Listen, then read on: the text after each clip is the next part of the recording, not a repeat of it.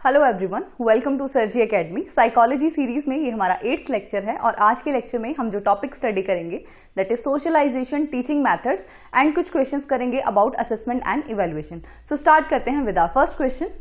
देख सकते हैं फर्स्ट क्वेश्चन है हमारे पास, child centred education was advocated by which of the following thinkers. Option A Erik Erikson, option B Charles Darwin, option C is B.F. Skinner, option D is John Dewey. निम्नलिखित में से किस विचारक ने बाल केंद्रित शिक्षा का समर्थन किया है? सो याद रखिएगा, बाल केंद्रित शिक्षा जो है ये किसके द्वारा इसका समर्थन किया गया है? तो ये किया गया है जॉन डीवी के द्वारा। तो फर्स्ट क्वेश्चन का जो आंसर है that is option number D. Next, moving to the question number second. Who is the founder of playway method? खेल विधि के संस्थापक कौन है? Options are, option A is Froebel, option B is Montessori, option C is John Dewey, option D is none of these. So देखिए, playway method जो है ये किसके द्वारा दिया गया है? ये दिया गया है फ्रॉबेल के द्वारा। तो यहाँ पे ऑप्शन नंबर ए करेक्ट हो जाएगा। लेकिन इन केस अगर ऑप्शन में फ्रॉबेल नहीं गिवन है तो उस टाइम पे आप जा सकते हैं with the option Henry Caldwell cook.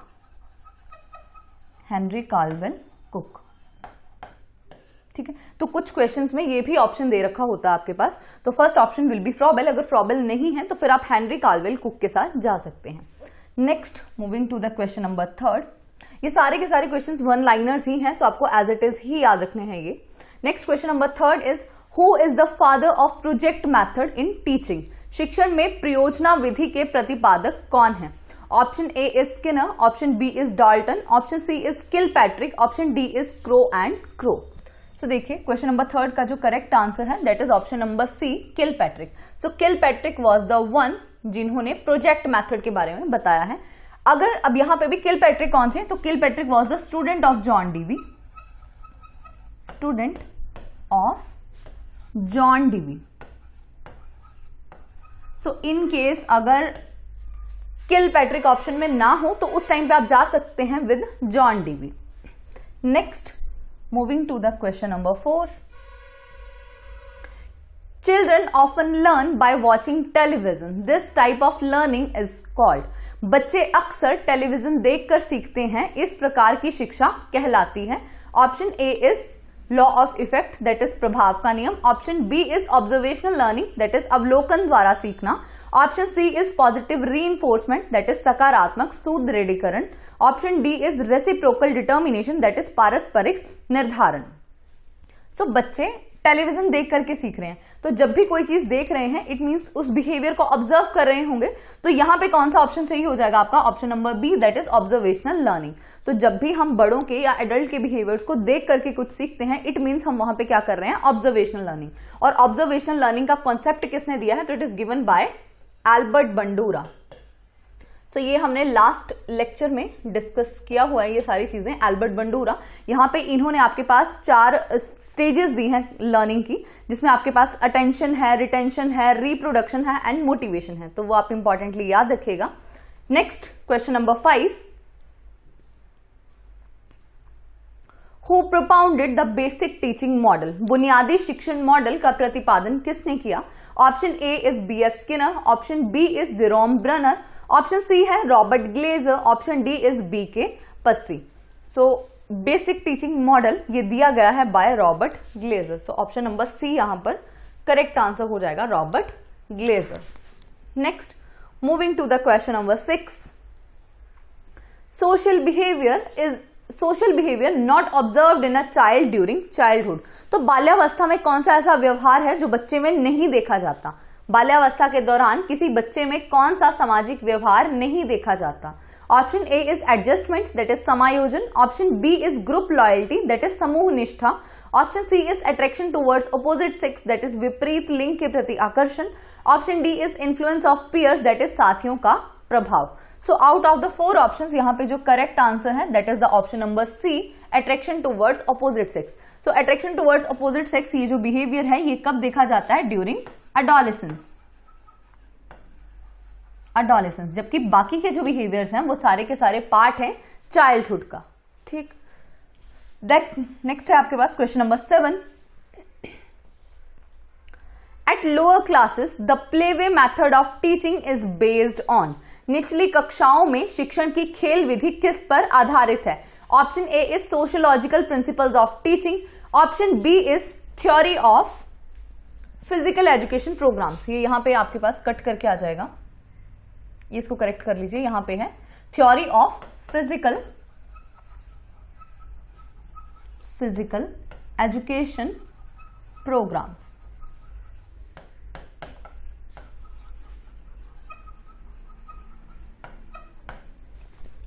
Option C is principles of methods of teaching, option D is psychological principles of growth and development and growth. तो निचली कक्षाओं में शिक्षण की खेल विधि किस पर आधारित है? ऑप्शन ए इज शिक्षण के समाज शास्त्रीय सिद्धांत, ऑप्शन बी इज शारीरिक शिक्षा कार्यक्रम के सिद्धांत, ऑप्शन सी इज शिक्षण की विधियों के सिद्धांत, ऑप्शन डी इज विकास और वृद्धि के मनोवैज्ञानिक सिद्धांत। तो इस क्वेश्चन का जो करेक्ट आंसर है that is option number D, psychological principles of growth and development.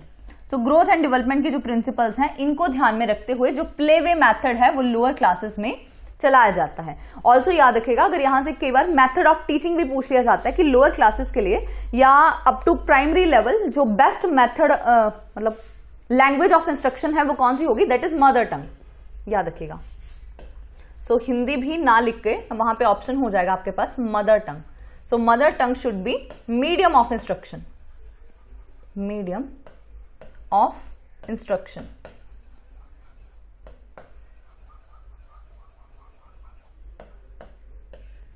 जो अपर क्लासेस है वहां पे डिपेंड करता है स्कूल्स पे, बट लोअर क्लासेस में ये कंपलसरी है कि मीडियम ऑफ इंस्ट्रक्शन जो है वो मदर टंग ही होना चाहिए। ठीक, नेक्स्ट देख सकते हैं question number 8। To address the diversity in academic achievement and effective teaching method can be. शैक्षणिक उपलब्धि में विविधता को संबोधित करने के लिए एक प्रभावी शिक्षण पद्धति क्या हो सकती है? Option A is dictating notes, option B is cooperative teaching, option C is lecturing, option D is giving test. Option A है निर्देशात्मक नोट्स, ऑप्शन बी इज सहकारी शिक्षण, ऑप्शन सी इज व्याख्यान, ऑप्शन डी इज परीक्षा देना। तो देखिए, एक क्लास में डाइवर्स लर्नर्स होते हैं, मतलब डाइवर्सिटी के बच्चे होते हैं, तो सबकी नीड्स को फुलफिल करने के लिए कौन सा एक टीचिंग मैथड जो है वो बेस्ट होगा? So that one is cooperative teaching. तो ऑप्शन नंबर बी यहां पे हो जाएगा correct answer, cooperative teaching, that is सहकारी शिक्षण। तो अगर बच्चे पेयर ग्रुप्स में सीखेंगे, सबके साथ मिल करके सीखेंगे, तो जो उनकी लर्निंग है वो ज्यादा इफेक्टिव होगी। ठीक, next question number 9। What is meant by social environment? सामाजिक वातावरण से क्या तात्पर्य है? Option A is parents and members of family, option B is relatives, friends and neighbours, option C is teachers and society, option D is all of above. माता पिता और परिवार के सदस्य, ऑप्शन बी इज रिश्तेदार, दोस्त और पड़ोसी, ऑप्शन सी इज शिक्षक और समाज, ऑप्शन डी इज उपरोक्त सभी।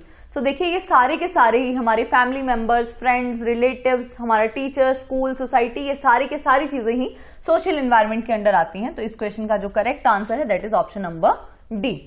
Next question number 10। Froebel's most important contribution to education was his development of the। शिक्षा के संबंध में फ्रॉबेल का सबसे महत्वपूर्ण योगदान किसके विकास में था? Option A is vocational schools, option B is kindergarten, option C is public schools, option D is Latin schools. So vocational school, kindergarten, public school या फिर लेटेन स्कूल। सो देखिए, फ्रॉबेल का जो इंपॉर्टेंट कॉन्ट्रीब्यूशन है ये किसके रिगार्डिंग है? ये है किंडरगार्टन के रिलेटेड। सो किंडरगार्टन स्कूल्स जो है, एक तो ये पूछा जाता है कि सबसे पहले कहां खोले गए थे, तो ये खोले गए थे जर्मनी में। जर्मनी में कब? 1837 में। तो ये आप इंपॉर्टेंटली याद रखिएगा कि किंडरगार्टन स्कूल्स जो हैं ये सबसे पहले जर्मनी में ओपन किए गए थे बाय फ्रॉबेल। तो इस क्वेश्चन का जो करेक्ट आंसर है that is option number B. एक और चीज यहां से याद रख सकते हैं, अगर कभी आपको ऐसी स्टेटमेंट पूछी जाती है जिसमें कहा गया हो कि टीचर को कंपेयर किया गया है विद द गार्डनर, बच्चा जो है उसको कंपेयर किया गया है विद द प्लांट, और जो आपका इन्वायरमेंट है उसको कंपेयर किया गया है विद गार्डन, तो वो किसने किया है? वो किया है फ्रॉबेल ने। तो फ्रॉबेल के अकॉर्डिंग जो टीचर है वो कौन है? Teacher is gardener. जो स्टूडेंट है या टॉट आप कह सकते हैं, ये क्या है? Tender plants, tender plant, growing plants आप कह सकते हैं। वेयर एज जो इन्वायरमेंट है, वेदर इट इज इन्वायरमेंट और स्कूल इन्वायरमेंट कह सकते हैं, स्कूल क्या है या स्कूल क्या है, ये काम करता है गार्डन का। ठीक है, तो टीचर को गार्डनर के साथ, स्टूडेंट्स को प्लांट्स के साथ एंड स्कूल को गार्डन के साथ कंपेयर किसने किया है, तो ये कंपेयर किया है फ्रॉबेल ने। Next question number 11, school can be considered as dash group as far as socialising agency is concerned. जहां तक समाजीकरण एजेंसी के गठन की बात है तो स्कूल को डैश का समूह माना जा सकता है। Option A is primary, option B is secondary, option C is supplementary, option D is tertiary. तो ऑप्शन ए है प्राथमिक, माध्यमिक, अनुरूपक या फिर तृतीयक। सो देखिए स्कूल्स को कौन सी एजेंसी माना जाता है सोशलाइजेशन की, सो that is the secondary agency. तो ये इंपॉर्टेंटली आप याद रखिएगा, स्कूल जो है ये हमेशा सेकेंडरी एजेंसी रहेगी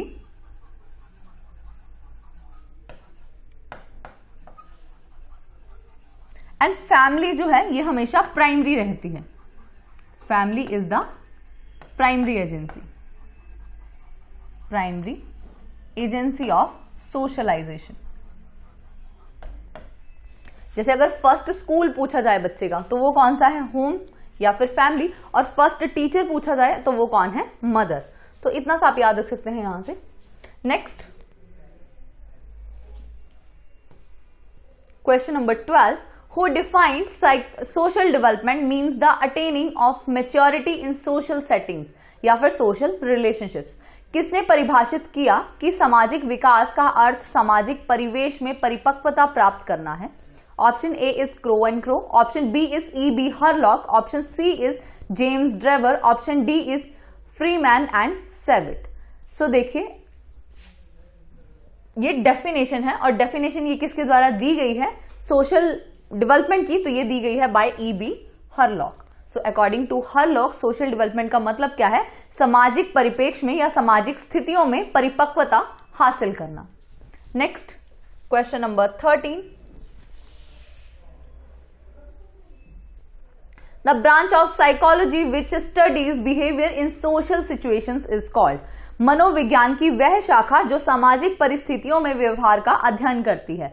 option A is general psychology, option B is social psychology, option C is cognitive psychology, option D is organisational psychology. सामान्य मनोविज्ञान, सामाजिक मनोविज्ञान, संज्ञानात्मक मनोविज्ञान या फिर संगठनात्मक मनोविज्ञान। सो सोशल सेटिंग्स में जो हमारे बिहेवियर को चेक करती है या हमारे बिहेवियर को देखती है वो कौन सी है, that is social psychology. So option number B is the correct answer. Next question number 14, who introduced the heuristic method of teaching। so heuristic method जो है, heuristic विधि के प्रतिपादक कौन है। Option A is Herbart, option B is Bruner, option C is H.E. Armstrong, option D is none of these. So याद रखिएगा heuristic method of teaching जो है that was given by H.E. Armstrong. Next question number 15, Which method is child centered। आपको बताना है इनमें से कौन सी विधि बाल केंद्रित विधि है। Option A is project method, that is प्रयोजना विधि, option B is problem solving method, that is समस्या समाधान विधि, option C is laboratory method, that is प्रयोगशाला विधि, option D is all of these उपरोक्त सभी। सो देखिए ये सारे के सारे जो मैथड्स हैं या सारे के सारी जो विधियां हैं ये कौन सी हैं, चाइल्ड सेंटर्ड ही हैं। तो आंसर हो जाएगा option number D, that is all of these. तो जहां पे भी बच्चे एक्टिवली पार्टिसिपेट कर रहे हों वो सारे के सारे टीचिंग मेथड्स जो हैं वो आ जाएंगे चाइल्ड सेंटर्ड मेथड्स के under. Next question number 16, process of primary socialisation begins from. प्राथमिक समाजीकरण की प्रक्रिया किस अवस्था से आरंभ हो जाती है। Option A is infancy, option B is childhood, option C is adolescence, option D is adulthood. शैशवावस्था, बाल्यावस्था, किशोरावस्था या फिर प्रौढ़ावस्था। सो देखिए जो सोशलाइजेशन है इसकी शुरुआत कहां से हो जाती है, तो इसकी शुरुआत होती है फ्रॉम इन्फेंसी। तो इस क्वेश्चन का जो करेक्ट आंसर है आपके पास that is option number A, infancy. ठीक है, मतलब सोशलाइजेशन से मतलब क्या है, तो सोशलाइजेशन से मतलब है कि जब हम सोशल सेटिंग्स में या सोशल एनवायरनमेंट में अपने आप को एंटर कराते हैं तो वो कब होता है, during infancy. So primary socialisation या कोई भी सोशलाइजेशन है उसकी शुरुआत अगर सबसे पहला चरण पूछा जाए कौन सा है तो वो है इन्फेंसी, दैट इज शैशवावस्था। Next question number 17, the method in which example is followed by rule, वह विधि जिसमें उदाहरण के बाद नियम आता है। Option A is problem solving, option B is inductive method, option C is deductive method, option D is none of these. Option A is समस्या समाधान, ऑप्शन बी इज आगमन विधि, ऑप्शन सी इज निगमन विधि, ऑप्शन डी इज इनमें से कोई नहीं। तो याद रखिएगा, सबसे पहले एग्जाम्पल आती है, देन रूल आता है। ये किस में आता है? It comes under inductive method. तो आगमन विधि जो है इसके अंडर सबसे पहले क्या आता है हमारे पास? सबसे पहले आएगी एग्जाम्पल, उसके बाद आएगा rule. Next question number 18, out of the following which is not correct magazines of deductive method, निम्नलिखित में से कौन सा निगमन विधि का शिक्षण सूत्र नहीं है? Option A is from general to particular, option B from abstract to concrete, option C from formula to example, option D from concrete to abstract. तो सामान्य से विशिष्ट, अमूर्त से मूर्त, ऑप्शन सी सूत्र से उदाहरण, ऑप्शन डी मूर्त से अमूर्त। सो देखिए यहां पे आपको यह बताना है कि डिडक्टिव मेथड में लर्निंग किस तरह से नहीं होती, नॉट पूछा गया है। तो याद रखिएगा यहां पे कॉन्क्रीट से एब्स्ट्रैक्ट नहीं होता है। कॉन्क्रीट से एब्स्ट्रैक्ट कहां होता है? ये आपका होता है इंडक्टिव मेथड में। इंडक्टिव मेथड, ठीक है। सो इंडक्टिव मेथड में आपके पास कोई भी चीज, सबसे पहले मूर्त चीज जो है उससे हम अमूर्त की ओर जाते हैं, वेयर बाकी जो तीनों चीजें हैं ये आपके आ जाएंगी डिडक्टिव मेथड के अंदर। तो ये डिडक्टिव है, और अगर हम इनका अपोजिट कर दें, जैसे पर्टिकुलर टू जनरल कर दें, या फिर कॉन्क्रीट टू एब्स्ट्रैक्ट कर दें, या फिर एग्जाम्पल टू फॉर्मूला कर दें, तो वो किस में आ जाएगा? वो सारे आपके आ जाएंगे inductive method. Next question number 19,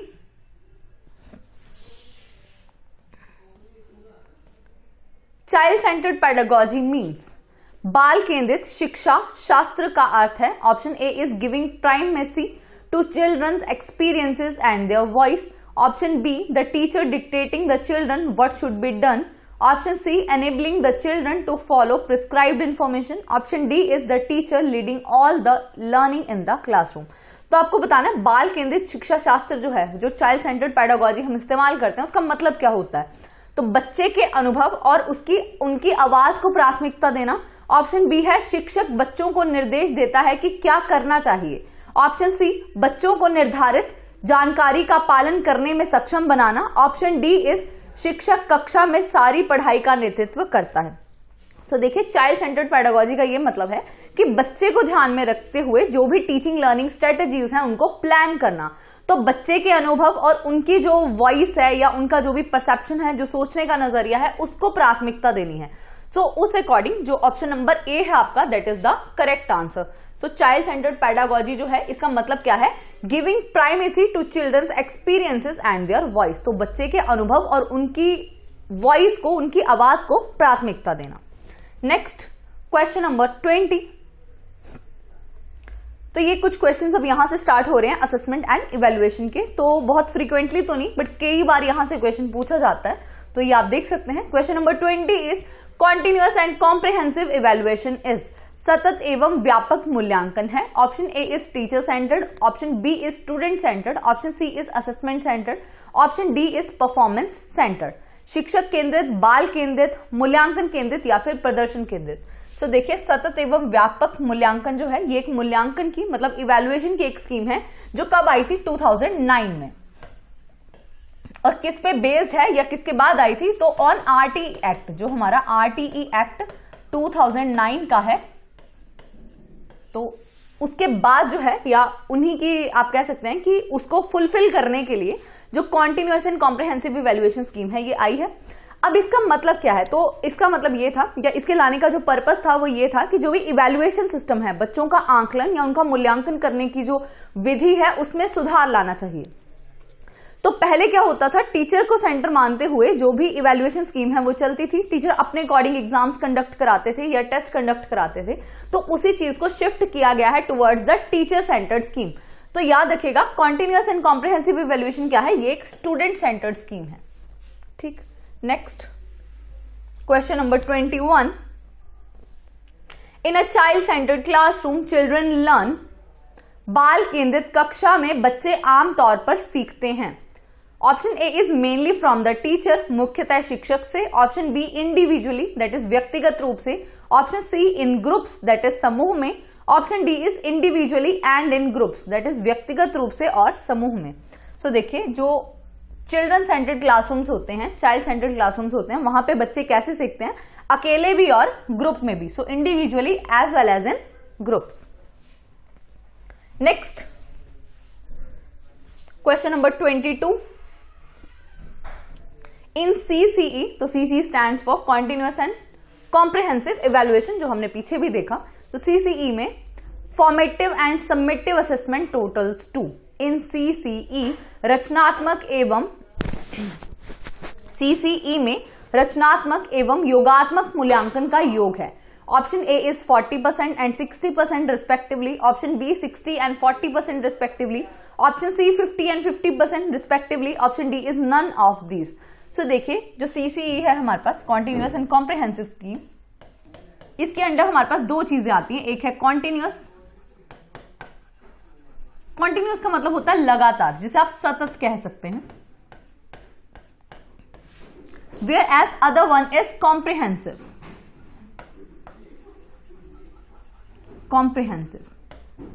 comprehensive का मतलब होता है लाइक ओवरऑल, तो all areas of development, all areas of development, तो व्यापक रूप से डेवलपमेंट। तो इसका मतलब क्या है, व्यापक। व्यापक का मतलब यह है कि आपको सिर्फ एकेडमिक्स ही नहीं, जो भी नॉन एकेडमिक पार्ट है, जो भी को करिकुलर एक्टिविटीज हैं या स्पोर्ट्स हैं, उनमें भी बच्चा कैसा परफॉर्म कर रहा है वो भी असेस करना है। ठीक है। सो अब कॉन्टिन्यूअस एंड कॉम्प्रिहेंसिव इवैल्यूएशन में हमारे पास जो इवैल्यूएशन स्कीम है, इसके अंदर दो चीजें आती हैं। एक आती है फॉर्मेटिव असेसमेंट, जिसको हम FA से डिनोट करते हैं, और एक आता है सबमिटिव असेसमेंट, जिसको हम SA से डिनोट करते हैं। फॉर्मेटिव असेसमेंट जो है ये ड्यूरिंग द कोर्स, मतलब ड्यूरिंग द लर्निंग आप कह सकते हैं, ड्यूरिंग द लर्निंग, तो जब शिक्षण अधिगम प्रक्रिया चल रही हो उस दौरान फॉर्मेटिव असेसमेंट जो है वो की जाती है। तो एक साल में अगर हम बात करें तो 4 FAs होते हैं हमारे पास, FA1, FA2, FA3 और FA4। अब हर एक FA का कंट्रीब्यूशन कितना होता है, तो 10-10%। तो 10% इसका होगा, 10% इसका होगा, 10% इसका होगा एंड 10% ही लास्ट वाले का। ऐसे अगर हम बात करें SA की, SA stands for submissive assessment, तो ये साल में कितनी बार होता है, 2 बार। तो SA1 एंड SA2। अब SA1 जो है इसका कंट्रीब्यूशन रहता है 30% एंड SA2 का कंट्रीब्यूशन रहता है 30%। अब यहां से ये चीज देख सकते हैं कि जैसे हमारे पास टर्म 1 होती है ना, जैसे फर्स्ट सेमेस्टर और सेकेंड सेमेस्टर, तो फर्स्ट सेमेस्टर में हमारे पास क्या होता है, FA1, FA2 एंड SA1। तो देखिए 10% इसका, 10% इसका एंड 30% इसका, तो टोटल कितना हो गया, ये 50%। ये हम बात कर रहे हैं एक सेमेस्टर की। ऐसे ही दूसरे सेमेस्टर में होगा, सेमेस्टर 2 में क्या होगा, FA2, FA3 and SA2, that means 10, 10 and 30% वो हो जाएगा। तो 50 + 50 करके ओवरऑल बच्चे का रिजल्ट जो है वो तैयार किया जाता है। अब यहां पे क्या पूछा जा रहा है कि CCE में आपके पास फॉर्मेटिव एंड सबमिटिव असेसमेंट का टोटल कंट्रीब्यूशन कितना है। तो देखिए फॉर्मेटिव असेसमेंट का टोटल कंट्रीब्यूशन कितना हुआ, टोटल का मतलब है एनुअली पूछा जा रहा है। अगर टर्म वाइज पूछेंगे तो फॉर्मेटिव असेसमेंट का कंट्रीब्यूशन रहता है ओनली 20%, एक टर्म की बात कर रहे हैं यहां हम। लेकिन अगर टोटल पूछा जाए, टोटल का मतलब है ओवरऑल एनुअली पूछा जाए, तो 40% कंट्रीब्यूशन जो है वो आपके पास हो जाता है फॉर्मेटिव असेसमेंट का, वेयर एज 60% कंट्रीब्यूशन जो है ये आपका हो जाएगा समेटिव असेसमेंट का। तो उस अकॉर्डिंग ऑप्शन नंबर ए जो है आपके पास वो करेक्ट आंसर हो जाएगा, 40 एंड 60% रिस्पेक्टिवली। सो इंपॉर्टेंट है ये टॉपिक, होपफुली आपको इतना सा समझ आया होगा। नेक्स्ट देख सकते हैं, यहां से एक और चीज आप याद रखिएगा कि जो सबमिटिव असेसमेंट की हम बात कर रहे हैं ये एंड एग्जामिनेशंस होती हैं। एंड एग्जामिनेशन से मतलब है कि एक टर्म, एक सेमेस्टर खत्म होने के बाद जो रिटन एग्जामिनेशन ली जाती है, that is the submissive assessment. Next question number 23, which of the following type of assessment is used to monitor the student progress and provide feedback during the teaching learning process?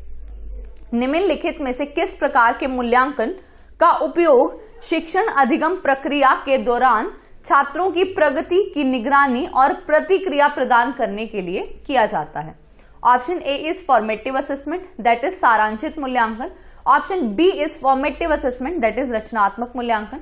Option C is diagnostic assessment, that is नैदानिक मूल्यांकन। Option D is placement assessment. अब देखिए पूछा क्या गया कि कौन सी assessment है जो कि ड्यूरिंग, याद रखिएगा जब भी आपके पास ड्यूरिंग टीचिंग लर्निंग प्रोसेस की बात हो रही हो तो उस टाइम पे आपके पास कौन सी हो जाएगी ये, दैट इज फॉर्मेटिव असेसमेंट। तो ऑप्शन नंबर बी यहां पे हो जाएगा। तो टीचिंग लर्निंग प्रोसेस के दौरान जब भी मूल्यांकन किया जाता है तो वो फॉर्मेटिव होता है, और अगर टीचिंग लर्निंग प्रोसेस के बाद किया जाएगा तो उस टाइम पे वो कौन सा हो जाएगा, that would be summative assessment. Next देख सकते हैं question number 24। A test that measures what it intends to measure is called. एक परीक्षण जो मापने का इरादा रखता है उसे मापता है डैश कहलाता है। Option A is valid, option B is invalid, option C is reliable and option D is unreliable. So वैध, ऑप्शन बी इज अमान्य, ऑप्शन सी इज विश्वसनीय, ऑप्शन डी इज अविश्वसनीय। तो देखिए ऐसा कोई भी टेस्ट जो वो क्लेम करता है मेजर करने का और वही मतलब मेजर भी करे, so that is called as valid. तो वो टेस्ट आपका कौन सा होता है, वैलिड टेस्ट, मतलब मान्य है वो टेस्ट कि जो क्लेम किया था उसने मेजर करने का, सेम चीज जो है वो उसने मेजर कर भी दी है। सो इस क्वेश्चन का जो करेक्ट आंसर है that is option number A. Next question number 25। Basic education in India was introduced by. भारत में बुनियादी शिक्षा किसके द्वारा शुरू की गई थी? Option A is Aurobindo, option B is Rabindranath Tagore, option C is Swami Vivekananda, option D is Mahatma Gandhi. So देखिए बुनियादी शिक्षा जो है इसके प्रतिपादक कौन है? इसके प्रतिपादक हैं option number D, that is Mahatma Gandhi ji. तो ये इंपॉर्टेंट है, आप याद रखिएगा। बेसिक एजुकेशन की जगह बुनियादी शिक्षा, बुनियादी तालीम, नई तालीम ऐसे वर्ड्स भी हो सकते हैं, बट बेसिकली ये क्वेश्चन जो है वो बेसिक एजुकेशन करके ज्यादा पूछा जाता है। सो बेसिक एजुकेशन के फाउंडर कौन है? That is Mahatma Gandhi. Next question number 26। Which of the following is not an appropriate tool for formative assessment? निम्नलिखित में से कौन सा निर्माणात्मक मूल्यांकन के लिए एक उपयुक्त उपकरण नहीं है? Option A is assignment, that is समनुदेशन, option B is oral questions, that is मौखिक प्रश्न, option C is quiz, that is प्रश्नोत्तरी, option D is term test, that is सत्र परीक्षा। तो देखिए फॉर्मेटिव असेसमेंट जो है ना, फॉर्मेटिव असेसमेंट में याद रखिएगा अटेंडेंस, आप कैसे क्लास में आ रहे हैं, बैठ रहे हैं, जो भी आप ओरल टेस्ट है, कोई भी एक्टिविटी परफॉर्म करते हैं, क्विज हो रहा है, ये सारे टूल्स हैं फॉर्मेटिव असेसमेंट के। तो assignment, project, quiz, oral questions, attendance भी इसी का पार्ट है। ये सारी चीजें किसमें आ जाएंगी? ये आ जाएंगे आपकी फॉर्मेटिव असेसमेंट में। वेयर एज टर्म टेस्ट जो है ये आपका पार्ट है सबमिटिव असेसमेंट का। तो सबमिटिव असेसमेंट में आप याद रखिएगा मेनली रिटन एग्जामिनेशंस होती हैं, रिटन एग्जामिनेशंस। अब रिटन एग्जामिनेशंस में आप 1 वर्ड क्वेश्चन डाल सकते हैं, 2 वर्ड्स डाल सकते हैं, या फिर जैसे लॉन्ग एसे टाइप क्वेश्चंस होते हैं वो डाल सकते हैं, एमसीक्यूज डाल सकते हैं। लेकिन फॉर्मेटिव असेसमेंट के अंदर ना ओवरऑल एक्टिविटीज आ जाती हैं। जैसे मान लीजिए कोई बच्चा कल्चरल एक्टिविटीज में बहुत ज्यादा अच्छा है, तो उसका वो जो असेसमेंट हो रहा है वो किसके अंडर होगा? एफएस के अंडर। सो एफएस के अंडर ओवरऑल जो आपके फॉर्मेटिव असेसमेंट है उसमें रिटन एग्जामिनेशन भी हो सकती है, जैसे कि जो आपके क्लास टेस्ट कंडक्ट कराए जाते हैं वो उसी का एग्जाम्पल्स हैं। तो ऐसे याद रखिएगा कि ओवरऑल जो रिटन एग्जामिनेशन है वो पार्ट है या वो टूल है किसका? सबमिटिव असेसमेंट का। वेयर एज फॉर्मेटिव असेसमेंट में आपके असाइनमेंट्स, प्रोजेक्ट्स, ओरल क्वेश्चंस या क्विज जो भी होते हैं, कोई कॉम्पिटिशन्स हो रहे हैं, सिंगिंग, डांसिंग, ये सारे किसका पार्ट है? फॉर्मेटिव असेसमेंट का। Next question number 27। Comprehensive evaluation refers to assessment of. व्यापक मूल्यांकन का तात्पर्य है, व्यापक मूल्यांकन का तात्पर्य डैश मूल्यांकन से है। So option A is co curricular activities, option B is extra curricular activities, option C is both scholastic and co scholastic areas, option D is academic subjects. So सह पाठ्यक्रम गतिविधियां, ऑप्शन बी इज पाठ्येतर गतिविधियां, option C is शैक्षिक और सह शैक्षिक दोनों क्षेत्र, ऑप्शन डी इज शैक्षणिक विषय। सो देखिए, कॉम्प्रिहेंसिव का मतलब क्या होता है? व्यापक। व्यापक से मतलब क्या है कि सिर्फ एकेडमिक ही नहीं या करिकुलर ही नहीं, जो भी को करिकुलर एक्टिविटीज हैं उनका भी मूल्यांकन करना है। सो उस according option number C is the correct answer. Both scholastic and co-scholastic areas, या फिर करिकुलर एंड को करिकुलर भी हो सकता है। इसकी जगह curricular, both curricular and co curricular areas भी लिखा हो सकता है।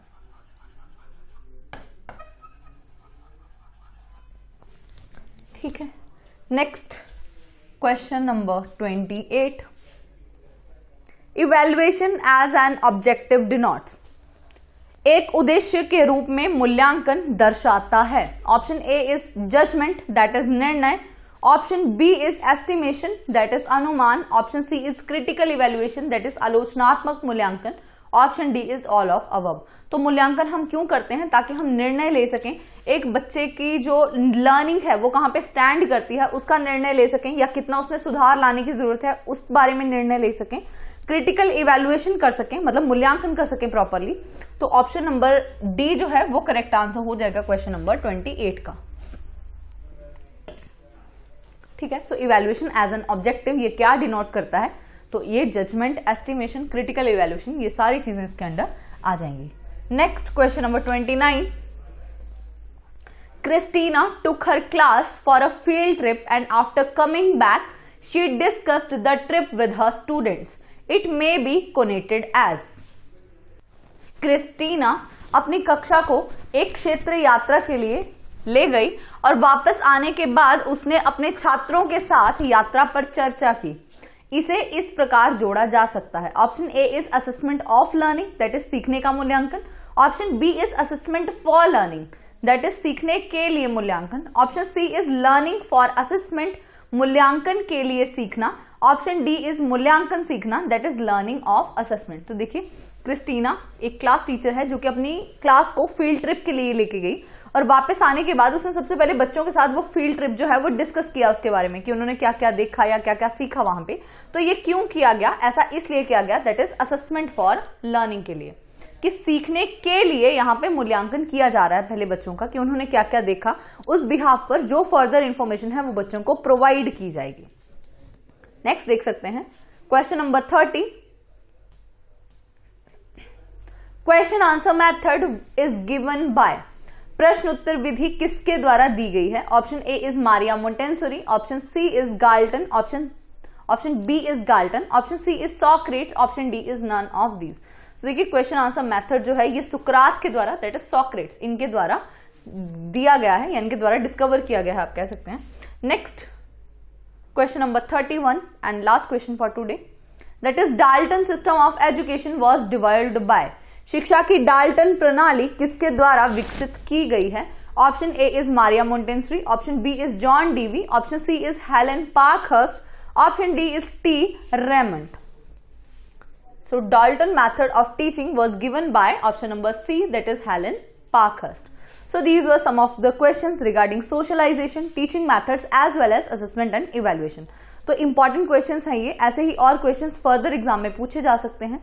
So hopefully आपको आज का lecture समझ आया होगा। Thank you.